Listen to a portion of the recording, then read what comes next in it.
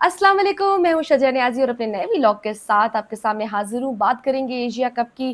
Finally कल match था पाकिस्तान और बांग्लादेश का, और पाकिस्तान ने क्वालिफाई कर लिया है फाइनल में, और अब वो इंडिया के साथ खेलेगा इतवार को। अगर हम परफॉर्मेंस पे बात करें कल, तो बहुत सारे झटके थे, बस रेंगते रेंगते ऊपर नीचे झटके लगते लगते फाइनली हम पहुंच गए। अगर शुरू में हम देखें, बैटिंग इतनी बुरी बैटिंग थी, इतनी बुरी बैटिंग थी कि साजिदा फरहान 4 रन बनाकर पहले ही ओवर में आउट हो गए, और साइम अयूब जो हमारे ओपनिंग बैट्समैन है, वो भी लगातार अपनी उन्होंने रवायत कायम रखी हुई है पुअर बैटिंग की, और वो इस पूरे सीरीज में चौथी बार 0 पे जा रहे हैं। कोई परफॉर्मेंस नहीं है, उनकी बैटिंग नहीं चल पा रही। और पाकिस्तान के मैं बात करूं 49 रन्स पे 5 आउट हो चुके हुए थे, और अभी 10.5 ओवर्स हुए थे। तो ऐसे लग रहा था कि जैसे बस ये मैच हम नहीं जीत सकते, ये तो हम बहुत बुरे तरीके से पिटने वाले हैं। बहुत ज़्यादा हमारे जज्बात को ठेस भी लग रही थी, और टॉर्चर लग रहा था कि खुद फील हो रहा था, गुस्सा भी आ रहा था कि क्या हम बैठ के दोबारा देखने लग गए थे। पता है कि ये परफॉर्म नहीं करेंगे, लेकिन श्रीलंका से जीत के उन्होंने फिर हमारे दिल में ना वो उम्मीद जगा दी थी कि नहीं, हम ये पाकिस्तानी टीम है, ये कुछ भी कर सकती है, किसी भी वक्त कुछ भी कर सकती है। तो कल बैठ के मैच देखने, और शुरू में तो ऑनेस्टली लग ये रहा था कि बड़ा टॉर्चर फील हो रहा है कि ये तो इनसे ना हो पाएगा। लेकिन खैर मोहम्मद हारिस, मोहम्मद नवाज और शाहीन शाह की बेहतरीन बैटिंग, उन्होंने बचा लिया और उन्होंने पाकिस्तान का टारगेट 135 तक ले गए।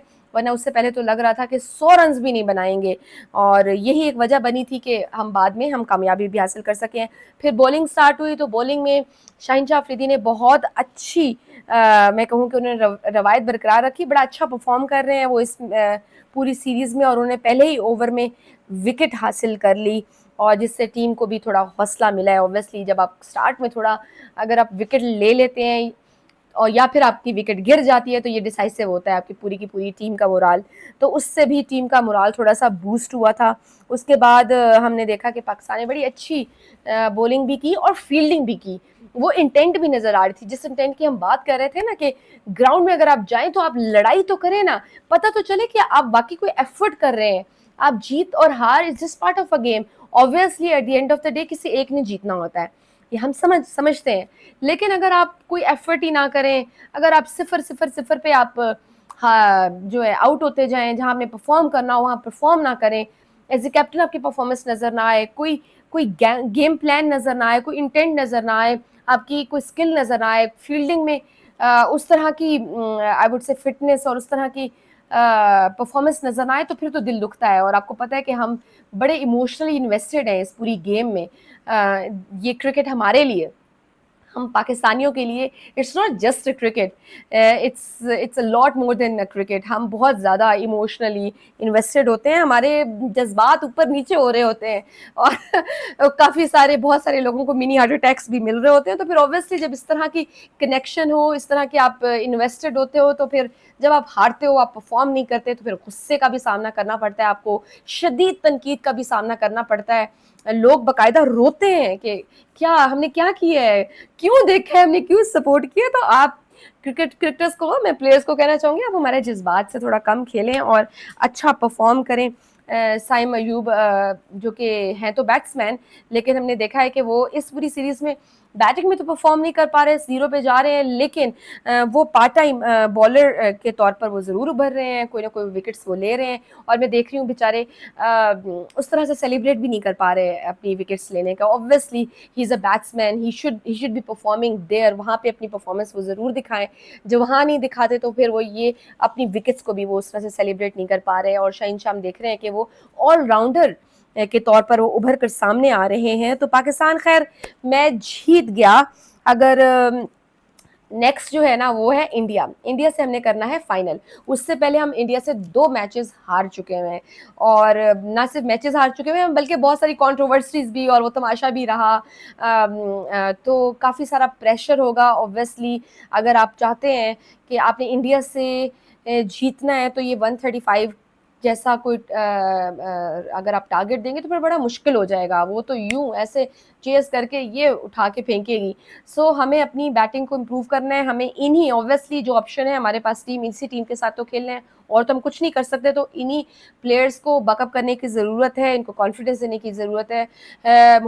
ये साइम अय्यूब अच्छे बैट्समैन हैं लेकिन वो परफॉर्म नहीं कर पा रहे, तो उनको भी मेरे ख्याल से वो हौसला देने की ज़रूरत है कि नहीं तुम कर सकते हो, ये थोड़ा शेकी हुआ है, बट आई होप कि प्लेयर्स की ये 2 जीतें जो हैं वो थोड़ा-सा हमारे प्लेयर्स का उन्होंने मोराल थोड़ा-सा बेटर किया हो, थोड़ा-सा हाई किया हो और शायद हमें एक अच्छी क्रिकेट खेलने को मिल जाए, क्योंकि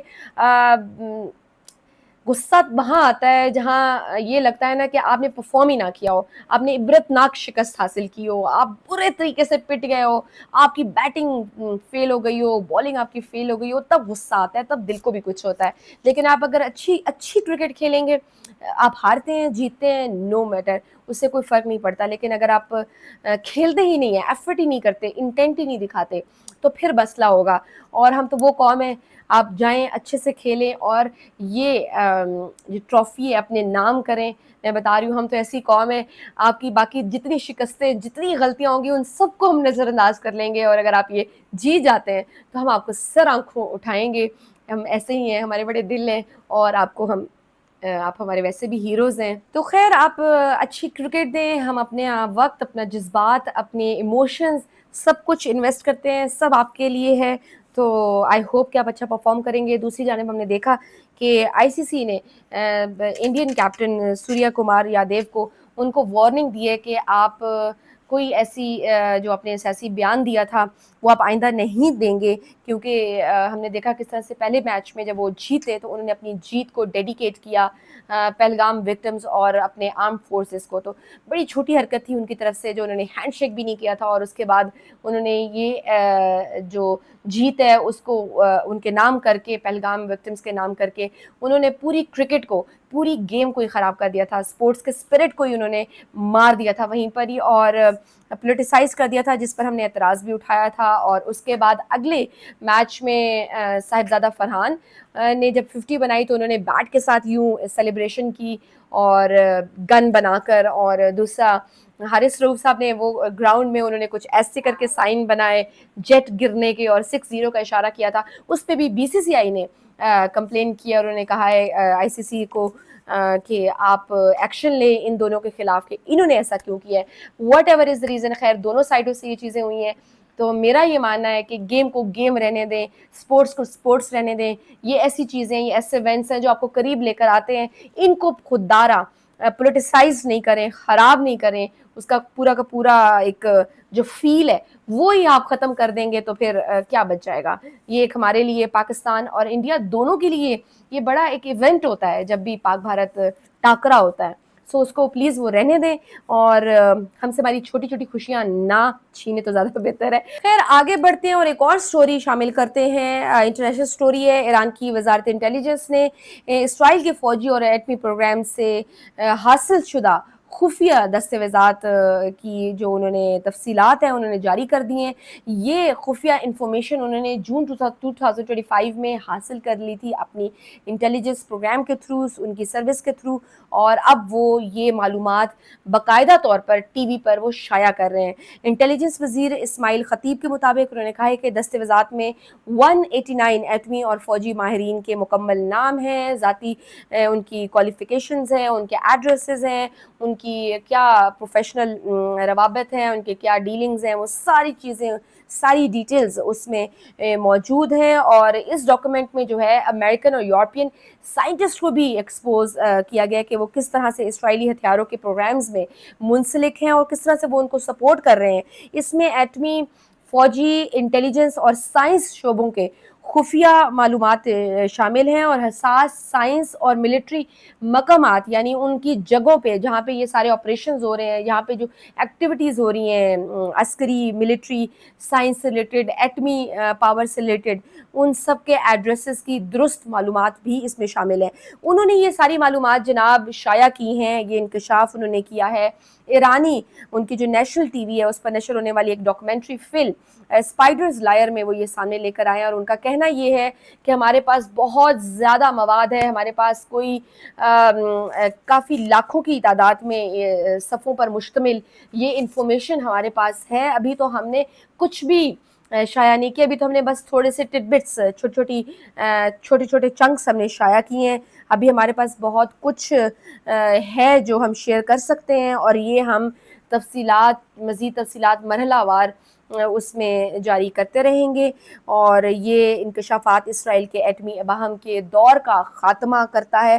انہوں نے یہ بھی دعویٰ کیا ہے کہ اسرائیل کے ایٹمی اور عسکری اداروں کے ملازمین اور کچھ جو عام شہری ہیں انہوں نے ہیلپ کی ہے ہمیں یہ ساری انفارمیشن لینے کی. اب یہ بڑا کنسرننگ پوائنٹ ہے کہ جو وہاں کے ملازمین تھے, جو اداروں میں جو کام کر رہے تھے, انہوں نے ان کو سپورٹ کیا ہے ایرانی انٹیلیجنس کو, اور ساتھ میں جو عام شہری ہیں, اسرائیلی ہیں, انہوں نے سپورٹ کیا ہے. اس کی دو ریزنز ہو سکتی ہیں. ایک تو یہ کہ اوبیسلی ان کو بھاری رقم دی گئی ہوگی, مالی فائدہ دیا گیا ہوگا, مالی مراد پرکس دی گئی ہوں گی, آفر کی گئی ہوں گی, اس وجہ سے وہ راضی ہو گئے ہوں گے. اور دوسری جو سب سے بڑی ریزن جو سامنے آئی ہے نا, جس کی وجہ سے انہوں نے ہیلپ آؤٹ کی ہے, وہ ہے جناب اسرائیل کے وزیر اعظم نیتن یاہو کے ان کی بدعنوانی اور ان کے جرائم سے جو نفرت ہے نا عوام میں, اور جو اس کے خلاف جو احتجاج ہے, تو یہ ایک کائنڈ آف اے پروٹیسٹ ہے جس کی وجہ سے انہوں نے ہیلپ کی ہے.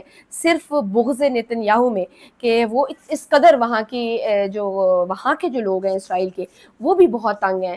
اور ہم نے دیکھا ہے کس طرح سے کہ غزہ میں جو جینوسائیڈ کر رہا ہے نیتن یاہو, اس کی اپنی ادھر اپوزیشن نے کافی کرٹیسائز کیا ہے, کافی تنقید کیا ہے, اور ان کے اپنے ملک میں بھی بہت سارے ان کے شہریوں نے بھی پروٹیسٹ کیا ہے اس جینوسائیڈ کے خلاف.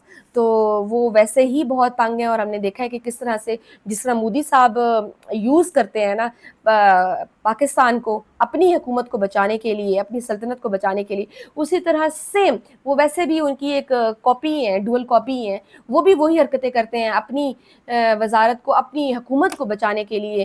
وہ مزید اٹیکس کرتے ہیں, مزید جینوسائیڈ کرتے ہیں, اور کہتے ہیں کہ جی میں یہ کر رہا ہوں, غزہ پہ اب لڑائی ہو رہی ہے تو ابھی وہ ان کی حکومت نہیں گر سکتی. خیر, یہ تفصیلات اس وقت جاری نہیں کی گئی تھیں جب جون 2025 میں یہ انکشاف سامنے آیا تھا, جب کہا گیا تھا کہ ایران نے اسرائیل کے ایٹمی اور دفاعی منصوبوں سے متعلق ایک بہت بڑا خزانہ حاصل کر لیا. تو یہ وہ خزانہ تھا جو اب وہ آہستہ آہستہ لوگوں کو بتا رہے ہیں. اور یہ ایک بہت بڑا اسرائیلی ہم کہہ سکتے ہیں انٹیلیجنس فیلئر ہے.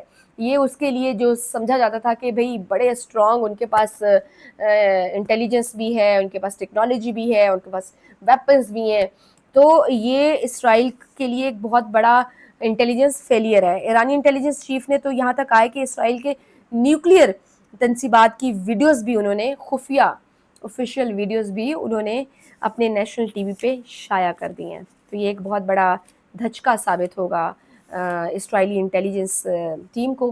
اور ایران کی یہ خیر بہت بڑی, ایران کے لیے بہت بڑا بریک تھرو ہے اور بہت بڑی کامیابی ہے. تو یہ سب آپ سے میں نے شیئر کرنا تھا آج کے ویلاگ میں. بس اتنا ہی. اگر آپ کو میری ویڈیوز پسند آ رہی ہیں اور اگر آپ چاہتے ہیں کہ میں مزید ویڈیوز بناتی رہوں تو پلیز مجھے سپورٹ کیجیے, میرے ولاگ کو لائک کیجیے اور میرے چینل کو سبسکرائب کیجیے. اور اگر آپ چاہتے ہیں کہ آپ کو اپڈیٹس ملتی رہیں تو بیل آئیکن کا بٹن بھی دبانا نہ بھولیے. اللہ حافظ.